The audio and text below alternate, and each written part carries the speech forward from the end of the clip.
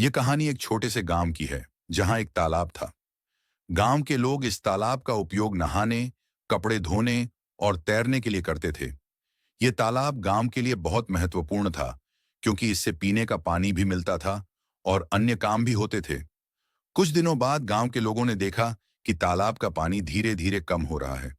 उन्हें समझ नहीं आ रहा था कि ऐसा क्यों हो रहा है, क्योंकि न तो गर्मी ज्यादा थी और न ही कोई पानी निकाल रहा था। धीरे धीरे तालाब का सारा पानी खत्म हो गया। जब उन्होंने तालाब के बीच में देखा तो वहां एक बड़ा सा गड्ढा था। एक लड़का उस गड्ढे के अंदर जाकर देखना चाहता था कि पानी कहाँ गया और यह गड्ढा अचानक कैसे आया। लड़का गड्ढे के अंदर गया और उसे एक लंबा रास्ता दिखा।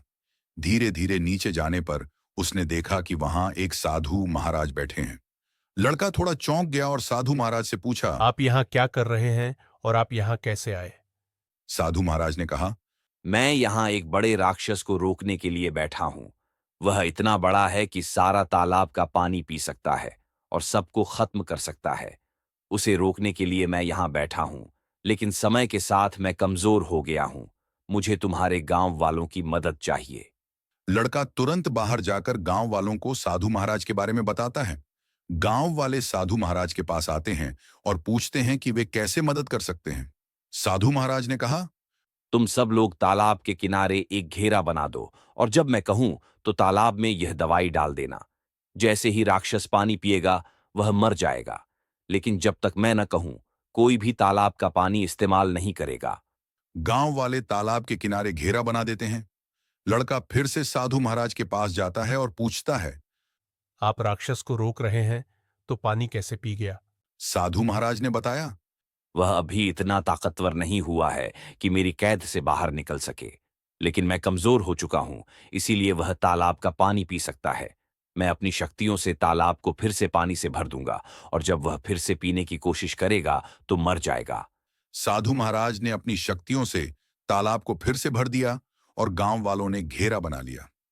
कुछ दिनों बाद गांव वालों ने सोचा कि थोड़ा पानी इस्तेमाल कर सकते हैं और जब पानी कम होने लगेगा तो दवाई डाल देंगे। लेकिन जब उन्होंने पानी का इस्तेमाल करना शुरू किया तो पानी बहुत तेजी से कम होने लगा।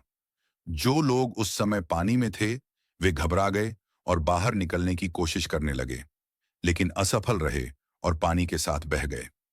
गांव वाले साधु महाराज के पास गए और उन्होंने चिल्लाते हुए कहा। मैंने तुम्हें कहा था कि पानी का इस्तेमाल मत करना, लेकिन तुमने किया। अब मैं उसे ज्यादा देर तक नहीं रोक सकता। अब पूरे गांव को बहुत बड़ा नुकसान होने वाला है। तुम लोग जल्दी यहां से निकल जाओ और तालाब के पास कभी मत आना। साधु महाराज गायब हो गए और गांव वाले परेशान हो गए कि अब तालाब का इस्तेमाल नहीं कर सकते। गांव में पानी की कमी होने लगी और उन्होंने फैसला किया कि वे गांव छोड़ देंगे और किसी दूसरी जगह नया गांव बसाएंगे। वह लड़का जो साधु महाराज से मिला था यह जगह छोड़ना नहीं चाहता था। उसने सोचा कि वह किसी तरह से उस राक्षस को खत्म करेगा।